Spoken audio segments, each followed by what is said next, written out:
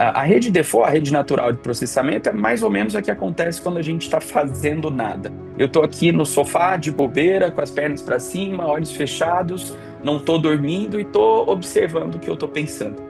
Dentre esses diversos pensamentos que me passam pela minha cabeça, alguns deles, em algumas características, eles podem ser ameaçadores.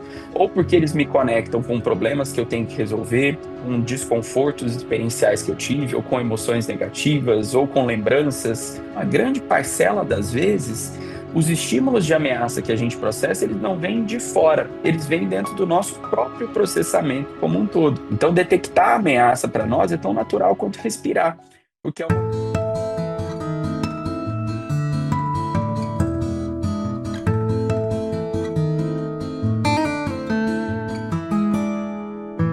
Tô aqui com o André Moreno hoje, que é especialista em ansiedade, entre outras coisas. Eu vou pedir para você se apresentar.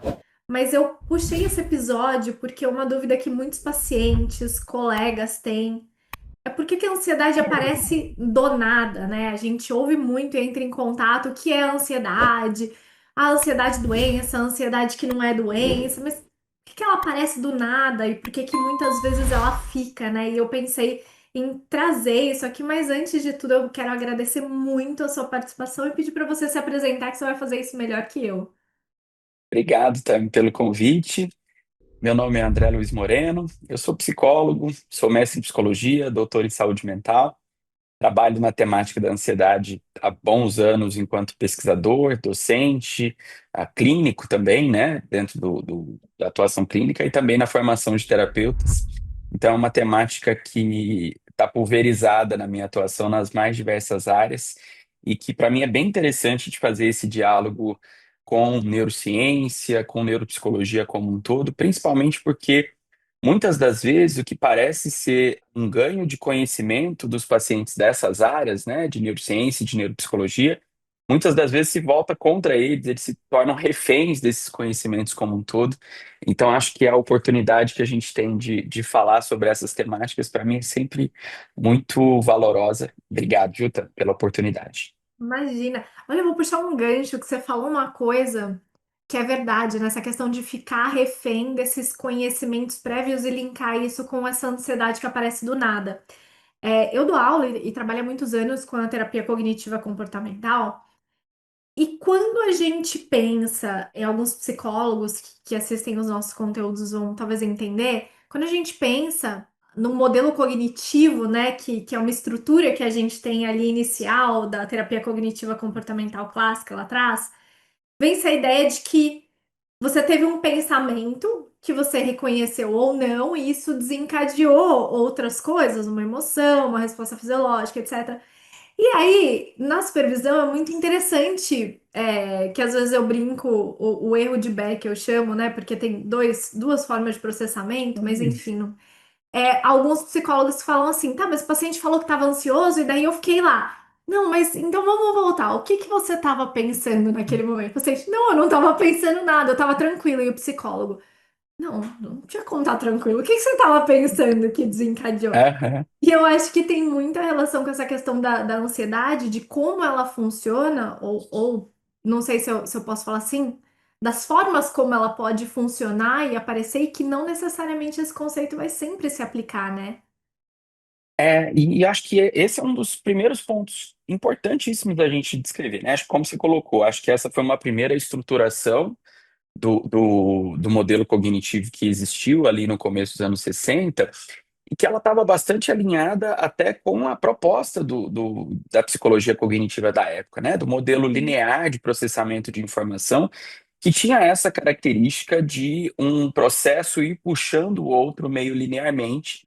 E aí, quando um terapeuta com esse olhar tenta fazer essa tradução para o ambiente clínico, ele segue esse mesmo modelo linear, né? De que eu tenho um processo que puxa outro, que puxa outro. Mas acho que é bem importante a gente lembrar, né, Tami, que esse é um modelo datado, né? Esse é um modelo que às vezes ele serve didaticamente para a gente introduzir algumas dessas questões com alguns perfis de pacientes, mas do ponto de vista de guardar relação com os dados de neurociência, de neuropsicologia, ele é um modelo que é ultrapassado há muitos anos, principalmente quando a gente pensa já em processamento paralelo de informações, quando a gente pensa nos modelos de rede mais atualmente, ele é um modelo bem limitado para a gente pensar dentro desse sentido.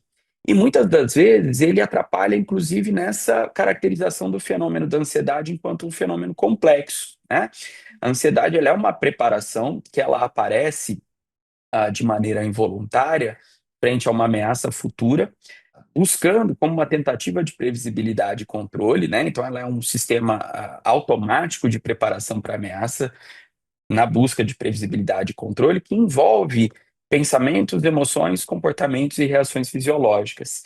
Mas essa interrelação, quando a gente olha para o funcionamento neuropsicológico, neurocientífico como um todo hoje em dia, ela é impossível de diferenciar em níveis temporais, né? Da gente dizer o que que vem primeiro, o que que vem depois. O que a gente consegue dizer é que esses quatro componentes estão sempre presentes na experiência da ansiedade e que eles se autorregulam como um todo. Então, muitas das vezes, mais do que buscar temporalmente o que que veio primeiro, o que que puxou, é mais o trabalho de identificação de quais são esses quatro componentes que estão ali presentes.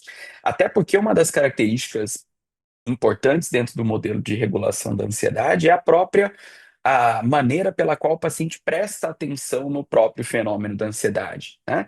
Então, muitas das vezes, quando ele te diz, por exemplo, que eu não pensei nada porque eu senti muita coisa no corpo, na verdade, ele presta mais atenção no que ele sente no corpo do que o que ele pensa. Inclusive, uma das estratégias de composição desse modelo interrelacionado pode ser, inclusive, aumentar a atenção a esses outros fatores para que a gente possa entender a interrelação entre eles, mas sem essa dinâmica temporal, né, de um que puxa o outro, porque acho que além de datada do ponto de vista de dados, ela muitas das vezes não condiz com a própria experiência do paciente e coloca a gente num beco sem saída clínico, né, que às vezes é difícil de sair. Você consegue pensar, assim, num exemplo prático disso para quem está assistindo, assim, pensando nesses fatores que você falou e num exemplo da pessoa percebendo ansiedade? Eu acho que isso é bem interessante, porque tradicionalmente, quando a gente fala em percepção de ameaça, a nossa primeira visão, né, é quando a gente lida com ameaças externas a nós, né? E os primeiros modelos de caracterização de medo, por exemplo, que a gente tem, eles são todos baseados em ameaças externas captadas pelos órgãos sensoriais, com muita importância de algumas estruturas subcorticais, como o tálamo, por exemplo, que dão muito essa tonalidade de qual que é a ameaça externa que está chegando para mim, né? O que que eu vi, o que que eu ouvi, o que que eu senti que me fez processar uma ameaça como um todo.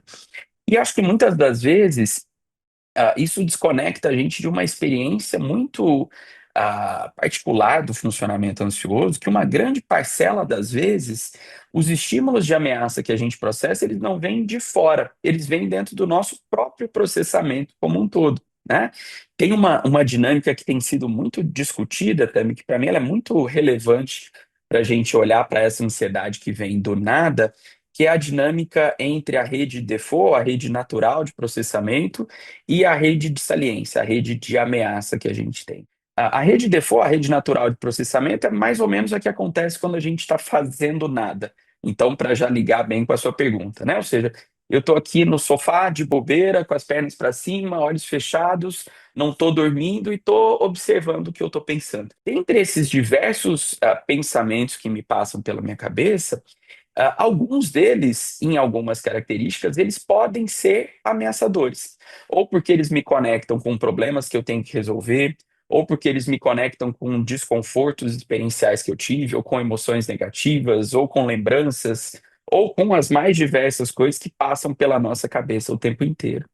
E aí, esse processamento que ele está voltado para o nada, ou seja, uma rede que ela está ali monitorando uma série de conteúdos aleatórios e totalmente aleatórios que vem na nossa cabeça, ela muda totalmente quando a gente tem um desses conteúdos relacionados a qualquer tipo de ameaça previstas por nós mesmos. E por que que a gente prevê a ameaça o tempo inteiro?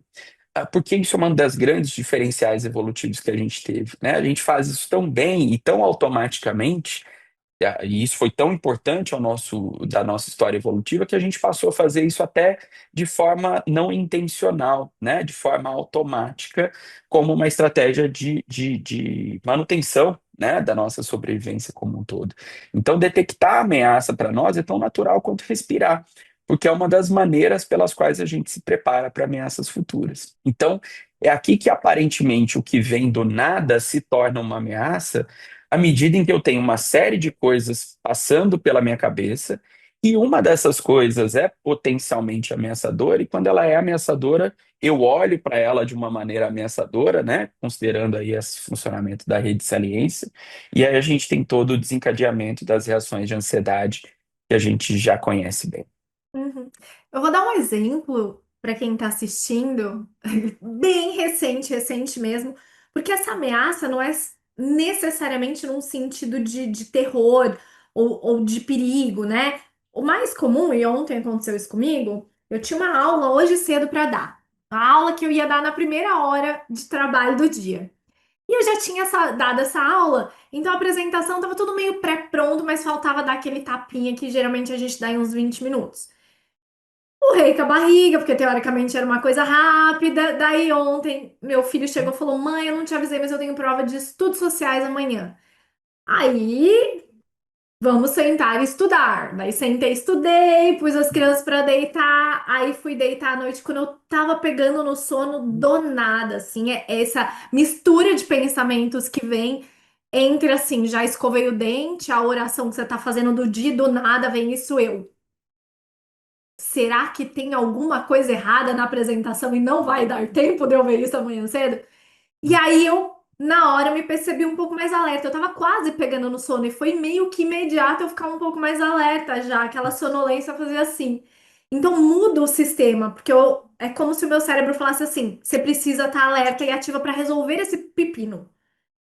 É mais ou Exatamente. menos E essa acho função. que principalmente num cenário também em que até a própria detecção de ameaça ela é sutil considerando os aspectos que a gente convive hoje, né? Se eu for elaborar aqui as diversas camadas de ameaça que podem ter em uma aula potencialmente mal dada, nenhuma delas talvez seja extremamente catastrófica para sua carreira, né? Você não acha que você vai fazer uma grande besteira fora do previsto, mas sempre tem um nível ali de sutileza relacionada à ameaça que é um dos componentes que retroalimenta muito essa nossa percepção, né?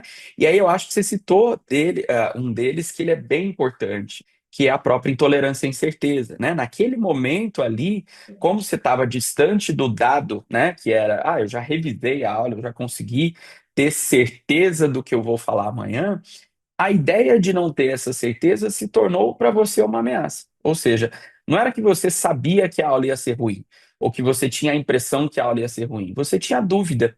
E para um funcionamento voltado para detectar possíveis perigos, a dúvida passa a ser perigosa dentro dessa nossa necessidade de segurança, de previsibilidade e controle, como a gente estava colocando, né? A dúvida era quase que o contrário imediato da previsibilidade e controle, por isso que eu costumo dizer que a falta de previsibilidade, a falta de controle são um combustível da ansiedade. Enquanto tem ali uma percepção de que eu preciso de previsibilidade e controle da forma como eu quero, a ansiedade vai continuar aparecendo. Então, acho que esse é um belo exemplo que mostra, de fato, como eu não preciso ter algo explicitamente ameaçador, mas só algo implicitamente ameaçador já é muito importante para a gente ter essa detecção de perigo, né? E eu acho que até para a gente guardar semelhança com essa nossa história evolutiva, isso também é muito característico dentro do nosso funcionamento natural, né? Um animal que só detecta a ameaça quando ela é totalmente explícita, ele vai ter muita dificuldade de reagir num ambiente complexo, já que a gente tem os outros animais, né, os caçadores, de maneira geral, também são desenvolvidos para se disfarçarem na natureza, né, para terem estratégias de caça e tudo mais. Então, se a gente fosse reagir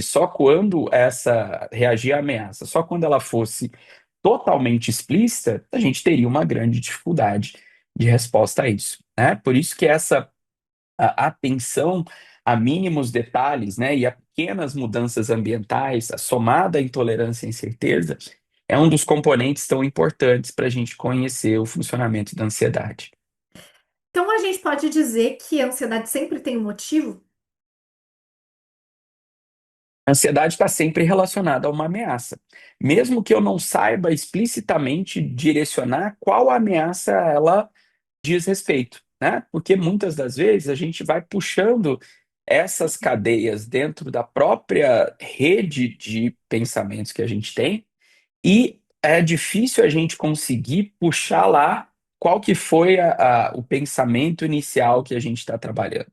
Eu acho que essa é uma dúvida que passa por todo mundo que já se viu num ciclo de grandes preocupações como um todo, que é como é que essa preocupação veio parar aqui? E ela veio por rede de conexão, como acontece quando a gente está numa conversa de bar com um amigo, quando a gente está tomando um café com um amigo. Muitas das vezes a gente está num assunto muito distante do que a gente começou e a gente não consegue buscar exatamente quais foram as conexões que a gente foi fazendo. Se isso funciona entre duas pessoas, imagina um nível de processamento semântico que é muito mais rápido, porque ele não precisa ser transformado explicitamente em linguagem, como o que a gente tem dentro do nosso pensamento, né? Então, de fato, muitas das vezes você está lá, vou pegar o seu exemplo da aula. Eu estou pensando nas minhas finanças do ano que vem, que eu não sei se vão encaixar, e elas começaram lá com uma dúvida sutil sobre será que a minha aula de amanhã está fechada ou não está fechada? Que a gente tem essa tendência, né, de ir gerando conexões para novos assuntos. Agora, aproveitando esse gancho, então, falando tanto para pessoas que estão assistindo que às vezes fazem um processo de terapia para o tratamento de ansiedade ou para terapeutas, se não necessariamente a gente consegue puxar aquele primeiro fio lá de trás, como de forma prática o terapeuta ou com base em evidências a gente consegue ajudar o paciente ou o que o paciente tem que pelo menos saber dar um norte de será que esse terapeuta está trabalhando bem comigo? Essa questão da ansiedade, tudo isso que o André está falando. O que que é importante, então, nessa parte inicial do tratamento, mais olhando para essa parte cognitiva, não falando ainda da questão de exposição, assim. Aham.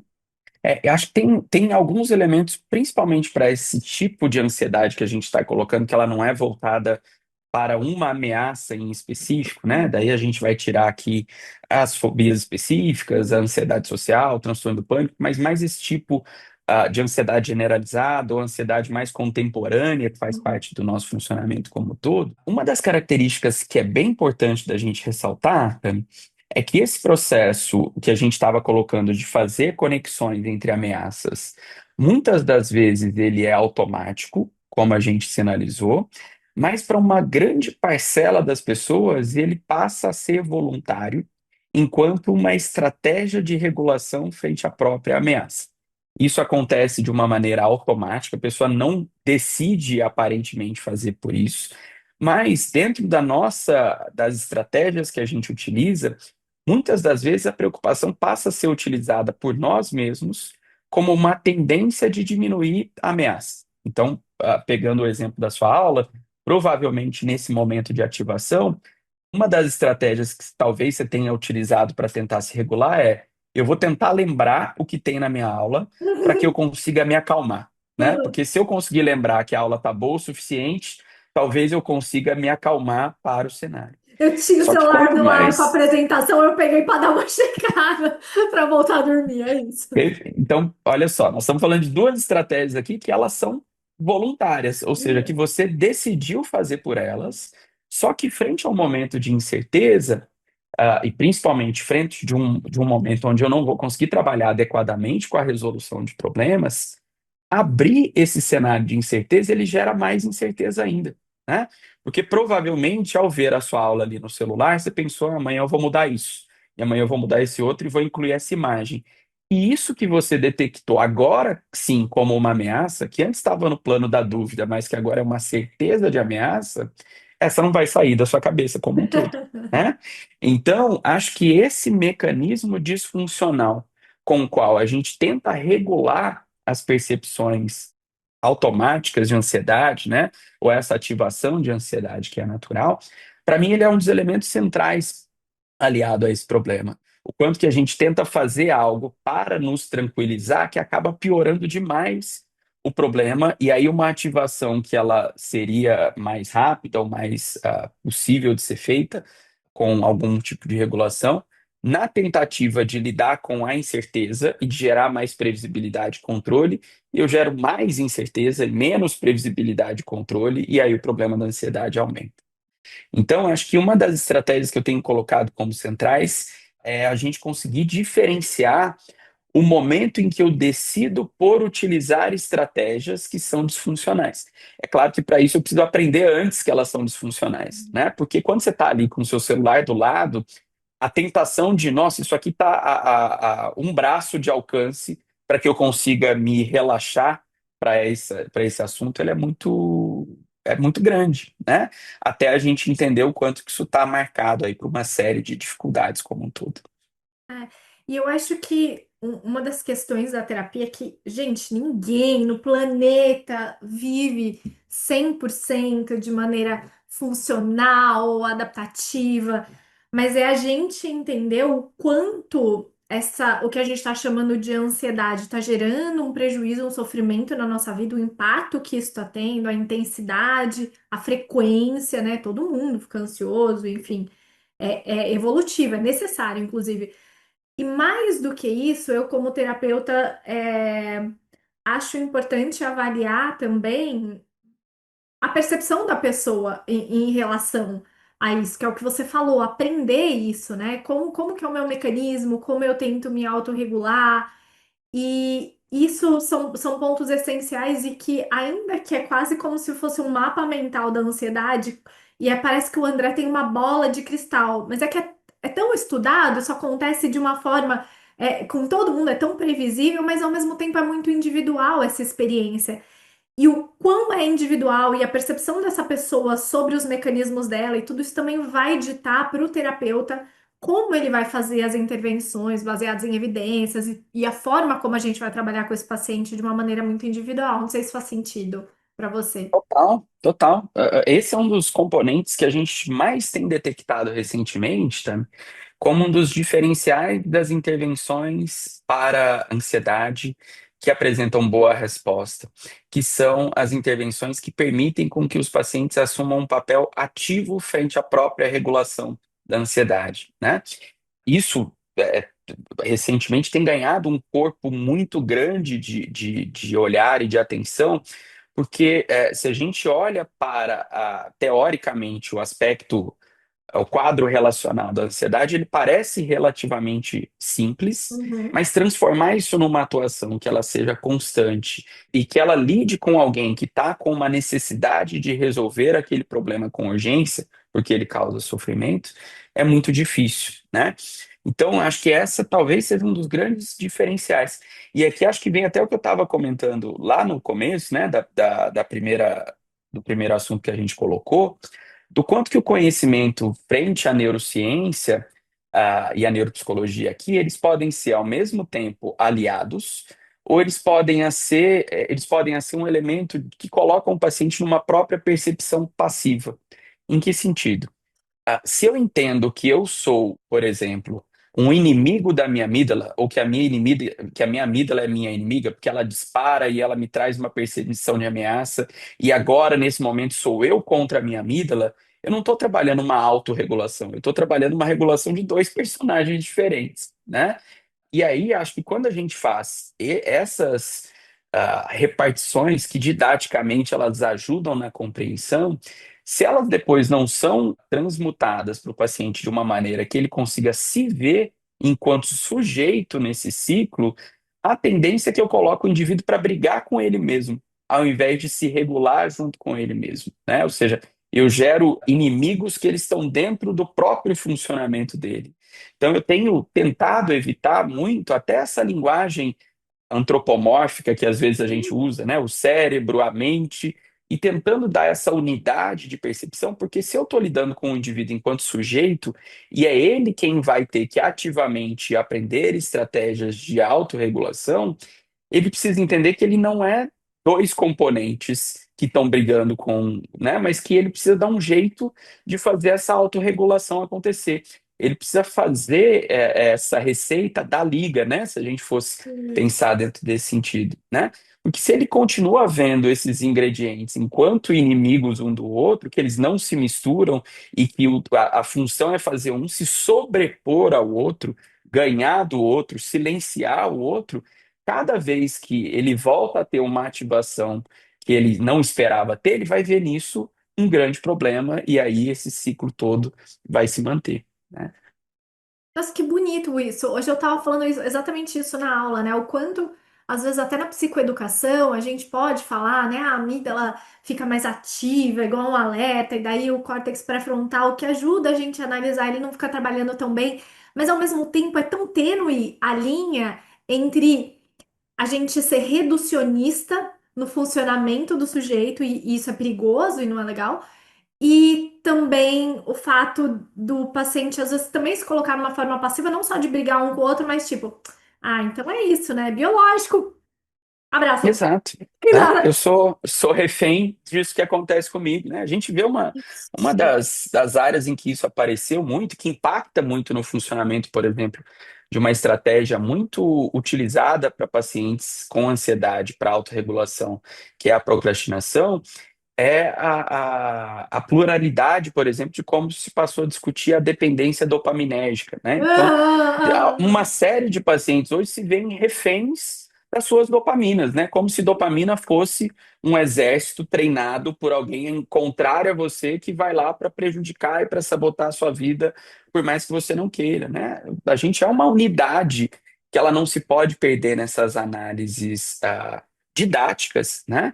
Mas que muitas das vezes, na maneira pela qual a gente transmite essa informação, eu, ao invés de gerar uma autorregulação, eu gero uma tentativa aqui de sobreposição, né? E aí isso é muito difícil para alguém lidar, né? Dentro dessa percepção. Se já é difícil para a gente que estuda bastante, para quem está começando no campo, acho que mais ainda.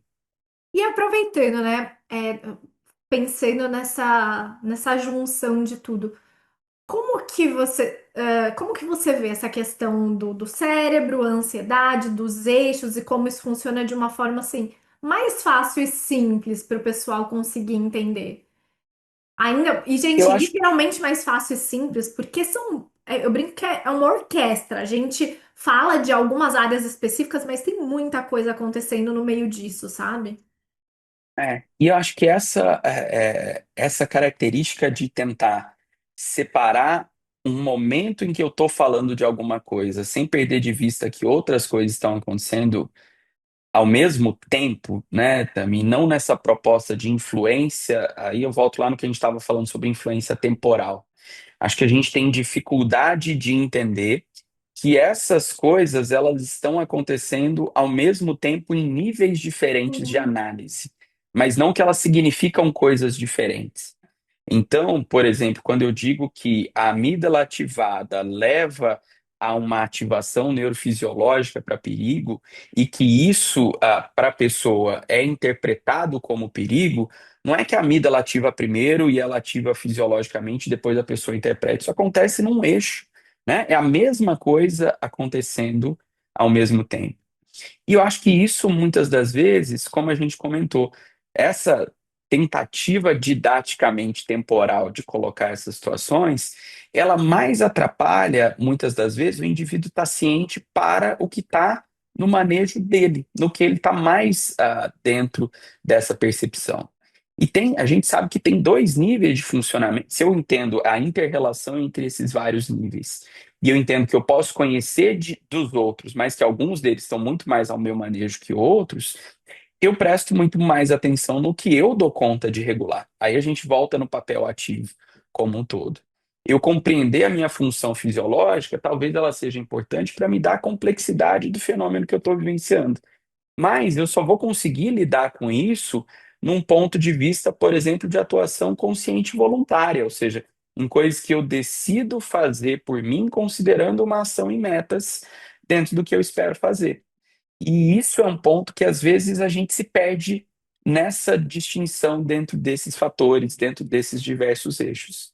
Então, eu tento sempre retomar essa percepção de que não é, por exemplo, o seu coração que está acelerado frente a uma ameaça que você detectou como irregular. Não, parte de você detectou essa ameaça como genuína. E uma outra parte consegue ver que ela não é.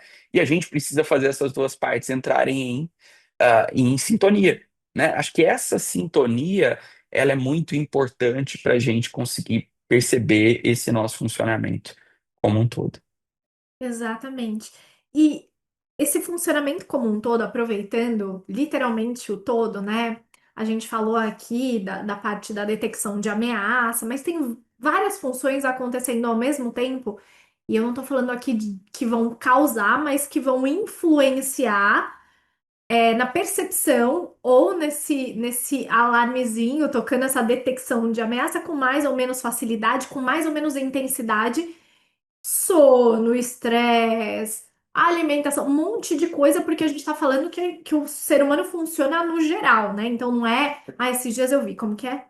Não sei qual alimento, não sei qual era o alimento do dia, mas era algum alimento que causa ansiedade. Falei, Senhor.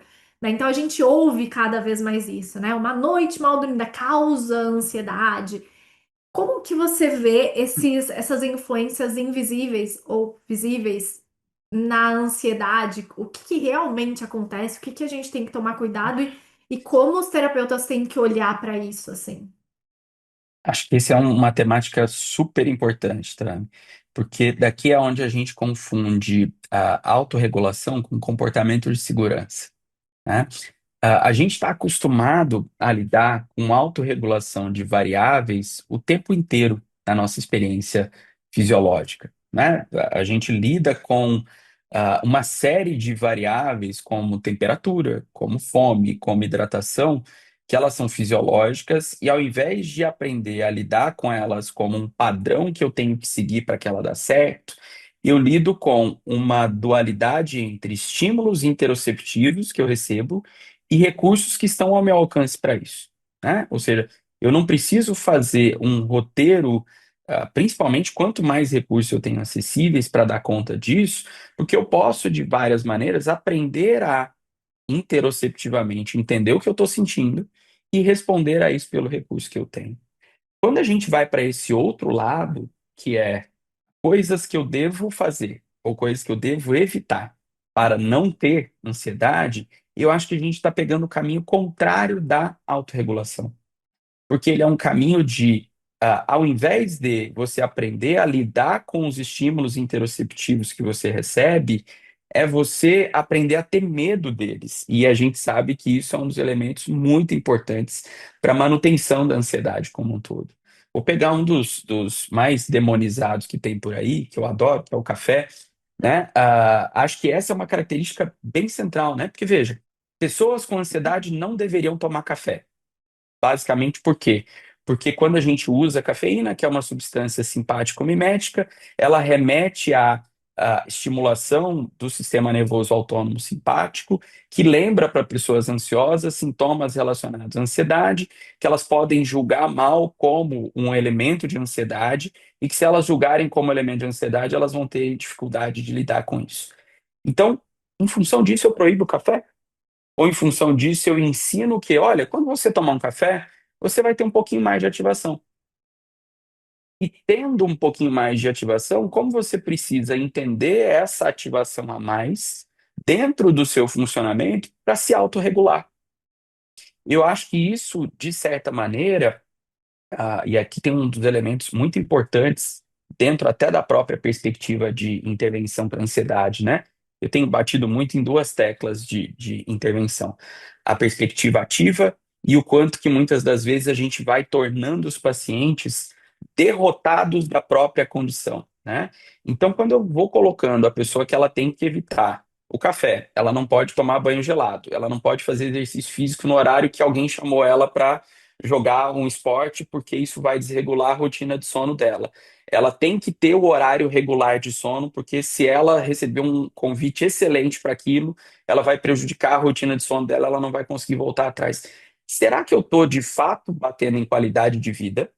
Ou será que eu estou utilizando de medidas que aparentemente levam à qualidade de vida para impulsionar um sofrimento baseado na superstição, e muitas das vezes, ou na autorregulação, né, na falta de autorregulação, que vai impactar em mais ansiedade, que vai impactar em mais tentativa de previsibilidade e controle por parte dessas pessoas. Então, daqui a pouco você tem pessoas contando horas de sono, você tem pessoas olhando o rótulo de substância para ver se tem cafeína escondido ali em algum lugar, né? Você tem pessoas olhando se tem mais magnésio, menos magnésio, se isso vai impactar na minha rotina de autorregulação ou não. E isso tira das próprias pessoas essa propriocepção e essa autorregulação que é tão importante para dar conta de um fenômeno fisiologicamente natural, como a ansiedade, né? Se a gente não vai dar conta de sumir com ela, como você colocou, a gente precisa aprender a se regular frente a ela, né? A gente precisa aprender a lidar com propriocepção e recursos, como a gente já faz com frio, como a gente faz com fome, como a gente faz com uma da série de outras variáveis que a gente aprendeu a se regular. E por isso a gente não tem medo delas pela frente, né? E aí vai o meu alerta para pacientes e para terapeutas, porque eu já peguei muito caso em supervisão também, que é não confundir o tratamento de um quadro com alívio do sintoma. Né? Porque é Totalmente. exatamente isso que o André tá falando. Então, assim, sei lá, se eu tenho medo de altura e eu não vou em lugar alto, eu tenho um alívio do sintoma, mas não é porque eu consegui lidar com aquilo, que eu não tô indo em lugar alto. E aí a gente vai usando isso que ele falou de comportamento de segurança, que são coisas que a gente usa para se sentir seguro. Evitar em algum lugar, ou então, se eu for num lugar alto, mas eu já for com um paraquedas, eu vou estar seguro. Porque caso eu caia, eu vou estar com paraquedas, afinal de contas. Não aprendi a lidar com aquilo. Eu tô indo porque o paraquedas me deixa seguro, ou porque eu tô evitando.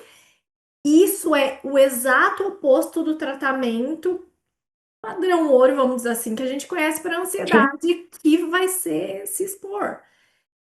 E eu vou voltar, eu vou usar exemplo meu que eu acho que é mais vem na cabeça. É muito interessante que algumas coisas, esse circuito que o André falou é tão rápido que às vezes a gente nem raciocinou, a gente não percebeu. Eu não amo a altura, não. Eu vou, mas não amo. Aí um dia meu marido falou assim: vamos no jogo de beisebol. O danado do lugar lá, Do do estádio. estádio, era assim, ó, as cadeiras. Mas era muito alto e era assim, ó. Parece que você trupicou, você vai cair 50 metros lá embaixo. Ele não me falou, ele pegou lá em cima, o gênio da minha vida. Tá casado comigo há 12 anos, pegou lá em cima, né? Tá bom. Aí a gente chegou com as crianças, foi muito rápido isso, assim. A hora que eu olhei pra baixo, eu dei uma de chaves, assim, dei uma travada, ele. E aí eu falei, não, sobe. Daí eu subi, não evitei, né? A gente trabalha com isso há 70 anos. Aí eu sentei, respirei, pensei, tá todo mundo subindo, todo mundo descendo, não tô perigo, estou segura, nananã. Respirei, voltei. Na hora de descer eu não sentia nada, não tinha sistema de alerta, não tinha nada. Meu marido olhou pra mim e falou assim: tá bem pra descer, quer que eu desça na frente? Mas não tinha mais nada, né? Uhum. Mas se naquele momento eu falo não vou porque é muito alto, ou escolho um lugar mais baixo, meu cérebro entendeu o quê? Cérebro, gente. Cérebro, assim, forma fácil de falar, tá? Mas o que que todo Uhum. esse circuito ia entender? É perigoso. Ela tá evitando, então é perigoso. E aí isso cresce, cresce, porque meu cérebro entendeu naquela hora que é perigoso. Quando eu fui, mostrei pra mim, não, vamos lá, até as crianças, 3 anos de idade, estão subindo, estão descendo, não tá tudo certo. Aí começa esse aprendizado do que tem realmente esse risco e vale disparar essa ameaça ou não. De uma forma muito simplória, tá? Faz sentido Aham. pra você?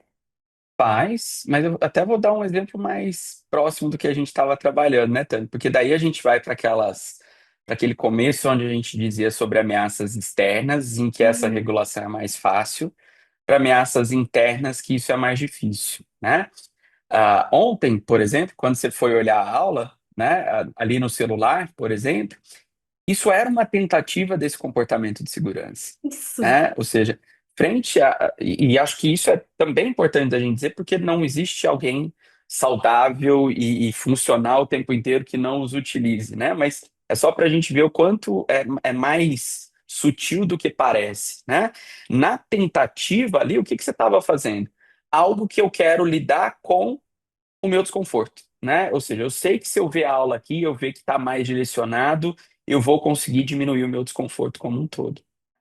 O que é essa faca de dois gumes, né? Porque ao mesmo tempo que te promete aliviar o desconforto, te gera uma percepção do que está faltando, da concretização da ameaça, né? E aí daqui a pouco, só para a gente pensar em outras estratégias, né? Você fala assim, ah, eu prefiro levantar para fazer isso agora, porque pelo menos eu vou ficar livre disso me incomodando a noite toda, do que tentar me regular aqui, dormir e amanhã eu lido com isso. Você está também estimulando, né, uma percepção, uma dificuldade de lidar com essa incerteza até no outro dia, para observar de fato se isso faz a diferença que a gente naquele momento imaginava que faria, né? Então, de certa maneira, acho que esse é um sinal bem importante. Quase tudo que a gente faz para lidar com a ansiedade, não com a ameaça que está prevista dentro do recurso, isso tem tradicionalmente um efeito bem ruim para o nosso funcionamento no médio e longo prazo e para a manutenção do quadro. E aí eu vou dar uma viajada longe, hein, André? Você fala pra mim, também viajou, foi longe. Você tava falando e eu pensei aqui, né? É muito interessante porque o nosso cérebro ele faz uma perspectiva de risco, assim, que é muito rápida. E aí, quando, por exemplo, aconteceu um negócio do celular, pra mim não enfrentar isso, eu olhar, não olhar o celular, ia mudar muita Uhum. coisa. Agora, a questão da altura, na hora, não subir, pra mim era um risco, porque eu trabalho com isso, eu sei o que isso ia causar. Consequência ia ser eu, de repente, não ir para coisa alta com os meus filhos, não participar de coisa para a família. Então, de forma muito rápida, eu escolhi enfrentar. E olha essa palavra, eu escolhi enfrentar.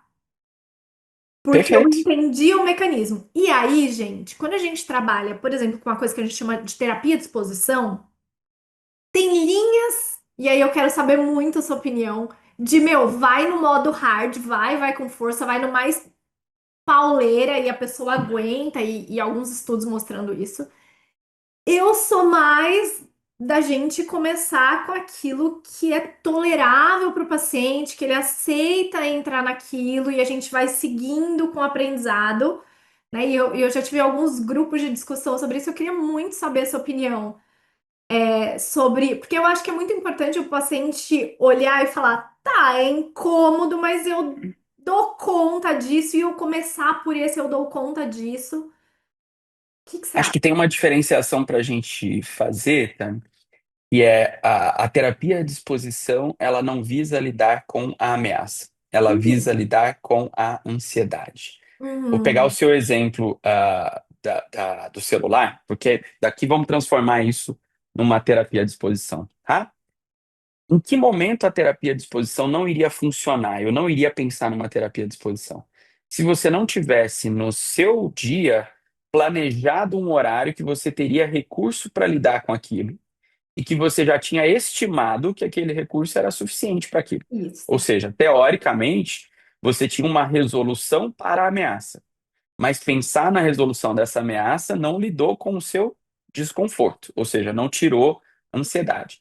Daí é super interessante que a gente pense nessas estratégias de exposição, porque elas são exposições que dão oportunidades do desenvolvimento e da autorregulação, algo que a gente vem sinalizando aqui há um certo tempo, né?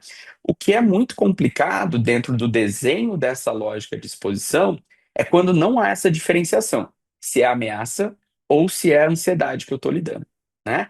E aí acho que isso, quando o terapeuta não consegue fazer essa diferenciação e conta que o paciente faça essa diferenciação, que para ele é muito mais difícil ainda, daí é Sim. onde as coisas se embolam totalmente, né? Porque uma das coisas que eu preciso deixar claro é não há ameaça. Ou seja, no caso da sua aula, não tinha chance da sua aula ficar ruim, por quê? Porque você já tinha agendado um período em específico que você ia trabalhar nisso, né? Eu não estou trabalhando com uma ideia supersticiosa, eu não estou eu estou Hum. trabalhando com um recurso específico para o seu problema. E aí cabe a percepção da exposição, e principalmente se ela for desenhada de uma maneira que ela aumente a tolerabilidade, a confiança do paciente melhor, Isso. mas que ela precisa ser direcionada para a ansiedade, para que ela tenha esse efeito.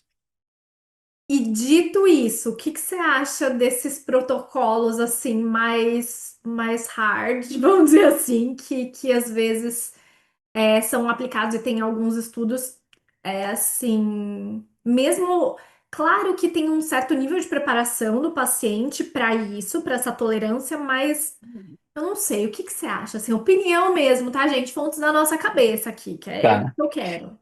Eu acho que toda avaliação de protocolo de exposição, tá, que a gente tem de terapia de exposição nesse nível que a gente está colocando, eles têm, se a gente vai pensar em termos de avaliação de qualidade de evidência, eles falham em uma avaliação muito específica que é o ganho de variabilidade de qualidade de vida.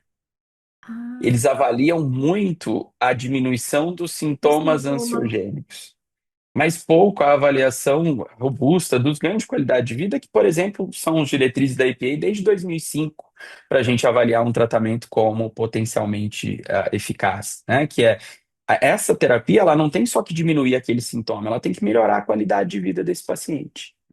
E muitas das vezes, justamente porque como a terapia de exposição aguda, né, que é essa Uhum. a nível hard que você está colocando, ela é feita de uma maneira contrária à aquisição de variabilidade comportamental, porque eu não dou espaço, espectro para que o paciente experimente variabilidade. Ele experimenta muita coisa de uma vez só, num nível alto, mas não a variabilidade que compõe esse cenário importante, algo que a gente vê em psicologia lá quando estuda Uhum. a análise experimental do comportamento, né? O quanto que a sedimentação de uma aprendizagem ela é baseada na perda de variabilidade como um todo. Então, na aprendizagem conflitante, né, no contracondicionamento, que é uma característica cada vez mais marcada dos estudos de disposição, mais variabilidade é melhor do que menos. Ou seja, é melhor que eu coloque o paciente para experimentar mais coisa e mais variação dentro disso do que ele vá direto no que é pior para ele, dentro até dessa perspectiva de habituação. Por quê?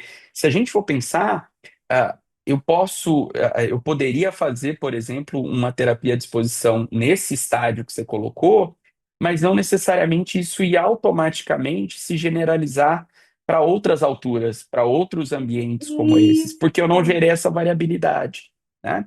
Então, esse ganho de qualidade de vida, ele é uma das características que diz muito contra as intervenções para tratamento de ansiedade como um todo. A não ser em casos em que eu tenho zero ameaça, como por exemplo no toque.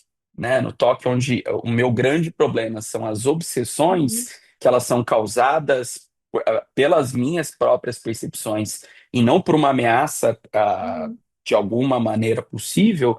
Daí, esses protocolos, né, disposição e prevenção Uhum. de resposta, mais agudos, eles tendem a ter mais resultado quando tolerados pelos pacientes, que é uma outra variável que a gente pode discutir em outro momento. Adorei a resposta. Faz todo sentido, sim. Muito sentido mesmo. E agora, eu acabei até fugindo um pouco do escopo inicial, mas eu fiquei pensando, eu trabalho com isso há muito tempo, né? E a gente estuda, estuda, estuda. E muita coisa a gente fica refletindo, e fala, nossa, isso é verdade, linka isso com aquilo.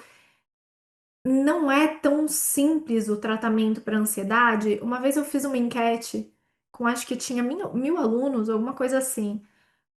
Com o que que eles trabalhavam? Só sei que deu quase 100% atendia a ansiedade. Aham. E aí eu fico me perguntando o quanto, de fato, os psicólogos formados e aí, consequentemente, os pacientes que buscam o tratamento para quadros de ansiedade encontram aquilo que procuram, né? Qual a sua visão sobre isso? Eu acho que a gente tende a simplificar variáveis que elas são muito complexas de intervir, como essa busca de autorregulação enquanto esse papel ativo como um todo, tá? Eu faço uma comparação, só para fins didáticos aqui, é a mesma coisa de eu perguntar para alguém se a receita para emagrecer é fácil ou é difícil. A receita para emagrecer é super fácil. Uhum, Ela é super clara, que é diminuição calórica e aumento, né? Diminuição de alimentação e aumento de gasto calórico. Não tem mistério, não tem milagre. É isso há muitos anos e vai continuar sendo isso por muitos anos, né? Agora, nós temos um problema de obesidade crônica aí, que mostra claramente que essa receita que parece simples, ela é difícil demais de ser implementada, porque ela esbarra em uma série de variáveis psicológicas, culturais, sociais, e uma série de questões dentro desse sentido, né? As intervenções para ansiedade, com a devida proporção, eu acho que elas pecam da mesma dificuldade.